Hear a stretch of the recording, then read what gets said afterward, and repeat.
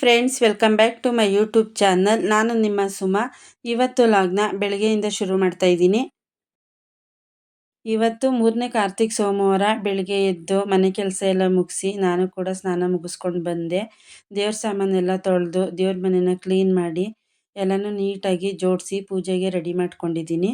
ನೈವೇದ್ಯಕ್ಕೆ ಇವತ್ತು ರಸಾಯನ ಮಾಡಿದೆ. ಬೆಲ್ದನ ಮಾಡೋದಕ್ಕೆ ಟೈಮ್ ಆಗಲೇ ಇಲ್ಲ. ಇನ್ನು ತೆಂಗಿನಕಾಯಿ ದೀಪ ಕೂಡ ಹಚ್ಚಬೇಕು. ದೀಪ ಹಚ್ಚೋದಕ್ಕೂ ಕೂಡ ಎಲ್ಲ ರೆಡಿ ಮಾಡಿಕೊಂಡು ಇವಾಗ ಪೂಜೆನ ಮಾಡ್ತಾ ಇದ್ದೀನಿ. ಕಾರ್ತಿಕ್ ಮಾಸದಲ್ಲಿ ತೆಂಗಿನಕಾಯಿ ದೀಪನ ಹಚ್ಚೋದು ತುಂಬಾ ಒಳ್ಳೆಯದು. ತೆಂಗಿನಕಾಯಿ ಅಂದರೆ ಶಿವನ ಸ್ವರೂಪ. ದೀಪ ಹಚ್ಚುವಾಗ ಕೊಬ್ಬರಿ ಎಣ್ಣೆನ ಹಾಕಿ ದೀಪನ ಹಚ್ಚಿದ್ರೆ ತುಂಬಾ ಒಳ್ಳೆಯದು. ಕಾರ್ತಿಕ್ ಮಾಸದಲ್ಲಿ ನಮಗೆ ಹಚ್ಚೋದಕ್ಕಾಗಲಿಲ್ಲ ಅನ್ನೋರು ಪ್ರತಿ ಸೋಮವಾರನೂ ಕೂಡ ಹಚ್ಚಿ ಪೂಜೆನ ಮಾಡ್ಬೋದು. 5 ವಾರ ಅಥವಾ 9 ವಾರ ದೇವರಿಗೆ ಸಂಕಲ್ಪನ ಮಾಡಿಕೊಂಡು ಶಿವನಿಗೆ ದೀಪನ ಹಚ್ಚಿ ಪೂಜೆನ ಮಾಡ್ಕೋಬೋದು.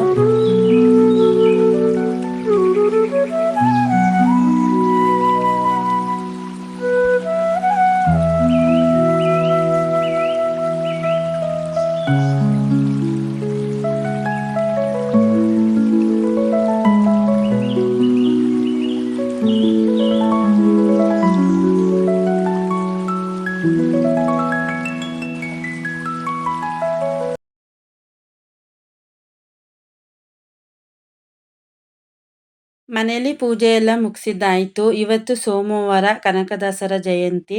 ಮಕ್ಕಳಿಗೆ ಸ್ಕೂಲ್ ರಜೆ ಇದೆ.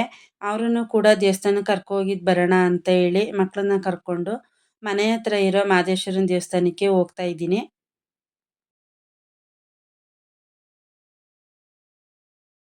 ದೇವಸ್ಥಾನದಲ್ಲಿ ನನ್ನ ವಾರ್ಗಿತಿ ಕೂಡ ಸಿಕ್ಕಿದ್ಲು. ಅವ್ರ ಮನೆ ಹತ್ರನೇ ಮಾದೇಶ್ವರನ ದೇವಸ್ಥಾನ. ಅವಳು ಕೂಡ ಬಂದಿದ್ಲು. ದೇವಸ್ಥಾನಕ್ಕೆ ಇವತ್ತು 2 ಅವಳಿ ಜವಳಿ ಮಕ್ಕಳನ್ನ ಕರ್ಕೊಂಡು ಬಂದಿದ್ರು. 2 ಕೂಡ 2.5 ತಿಂಗಳು ಮಕ್ಕಳುಗಳು. ಒಂದು ಹೆಣ್ಣು ಮಗು ಮತ್ತು ಒಂದು ಗಂಡು ಮಗು. ಇಷ್ಟು ಚಿಕ್ಕ ಮಕ್ಕಳನ್ನ ಏನಕ್ಕೆ ಕರ್ಕೊಬಂದಿದ್ದೀರಾ ಅಂತ ಕೂಡ ಕೇಳಿದೆ. ಎಲ್ಲ ಒಳ್ಳೆಯದಾದರೆ ದೇವಸ್ಥಾನಕ್ಕೆ ಬಂದು ಪೂಜೆನ ಮಾಡಿಸ್ತೀವಿ ಅಂತ ಹೇಳಿ ಮನಸ್ಸಲ್ಲಿ ಅಂದ್ಕೊಂಡಿದ್ರಂತೆ. ಅದೇ ರೀತಿ ಇವತ್ತು ಮಕ್ಕಳನ್ನ ಕರ್ಕೊಂಡು ಬಂದು ಎರಡನ್ನೂ ದೇವ್ರ ಹತ್ರ ಇಟ್ಟು ಅವರು ಕೂಡ ಪೂಜೆನ ಮಾಡಿಸಿದ್ರು. ಪುಟ್ಟ ಮಕ್ಕಳನ್ನ ನೋಡೋದಕ್ಕೇ ತುಂಬ ಖುಷಿ ಆಗುತ್ತೆ. ಅದರಲ್ಲೂ ಅವಳಿ ಜವಳಿ ಮಕ್ಕಳು ನೋಡೋದಕ್ಕೂ ಕೂಡ ತುಂಬಾ ಮುದ್ದಾಗಿದ್ದರು. ಪೂಜೆ ಎಲ್ಲ ಮುಗಿಸ್ಕೊಂಡು ನಾವು ಕೂಡ ಆಚೆ ಕಡೆ ಬಂದ್ವಿ. ಅಯ್ಯಪ್ಪ ಸ್ವಾಮಿ ಪೂಜೆ ಮಾಡೋದಕ್ಕೂ ಕೂಡ ಎಲ್ಲ ರೆಡಿ ಮಾಡ್ಕೊಂಡಿದ್ರು. ಅಲ್ಲೂ ನಮಸ್ಕಾರ ಮಾಡಿಕೊಂಡು ನಾನು ಮತ್ತು ನನ್ನ ವಾರ್ಗಿತ್ತಿ ಅಲ್ಲಿಂದ ಮನೆಗೆ ಹೊರಟ್ವಿ. ಇವತ್ತು ನನ್ನ ನಾದಿನಿ ಮನೇಲಿ ಮಾದೇಶ್ವರನ ಪೂಜೆನ ಮಾಡಿಸ್ತಾ ಇದ್ದಾರೆ, ಬನ್ನಿ ಅಂತ ಹೇಳಿ ರಾತ್ರಿ ಫೋನ್ನ ಮಾಡಿದ್ರು. ಇವಾಗ ನಾನು ಕೂಡ ಪೂಜೆಗೆ ಹೋಗೋದಕ್ಕೆ ರೆಡಿಯಾಗಿದ್ದಾಯಿತು. ಇವಾಗ ನಾನು ಕೂಡ ಹೋಗ್ತಾ ಇದ್ದೀನಿ. ನಾವು ಕೂಡ ಮಧ್ಯಾಹ್ನ ನಾದಿನಿ ಮನೆಗೆ ಬಂದ್ವಿ. ನಾವು ಬರೋಷ್ಟರಲ್ಲಿ ಎಲ್ಲ ರೆಡಿ ಮಾಡ್ಕೊಂಡಿದ್ರು ಪೂಜೆಗೆ. ಗುಡ್ಡಪ್ಪ ಅವರು ಕೂಡ ಬಂದು ದೇವ್ರ ಪೂಜೆ ಮಾಡೋದಕ್ಕೆ ಎಲ್ಲ ರೆಡಿ ಮಾಡ್ಕೋತಾ ಇದ್ರು.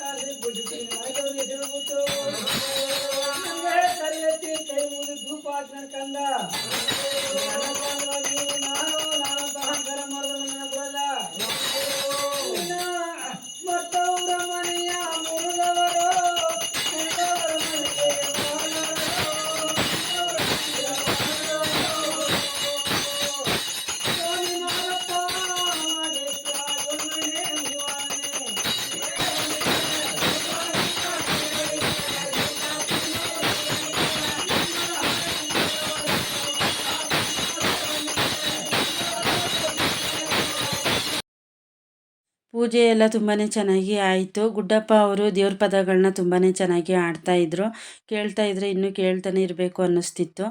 ಪೂಜೆ ಎಲ್ಲ ಆದಮೇಲೆ ನಾವು ಕೂಡ ದೇವರಿಗೆ ಪೂಜೆನ ಮಾಡಿ ಮಂಗಳಾರತಿ ಮಾಡಿ ನಮಸ್ಕಾರನ ಮಾಡಿಕೊಂಡ್ವಿ.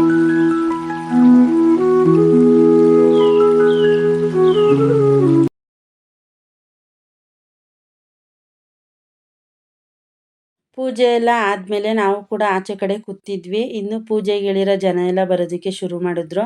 ಮೋಹಿತು, ಕುಶಲು, ದಿವ್ಯಾ 3 ಜನನು ಆಚೆ ಕಡೆ ಕೂತ್ಕೊಂಡು ತರಲೆ ಮಾಡ್ತಾಯಿದ್ರು. ಎಲ್ರೂ ಒಟ್ಟಿಗೆನೇ ಊಟಕ್ಕೆ ಕೂತ್ಕೊಂಡ್ವಿ. ಊಟ ಎಲ್ಲ ಮುಗಿಸ್ಕೊಂಡು ನಾವು ಕೂಡ ಅಲ್ಲಿಂದ ಹೊರಟ್ವಿ.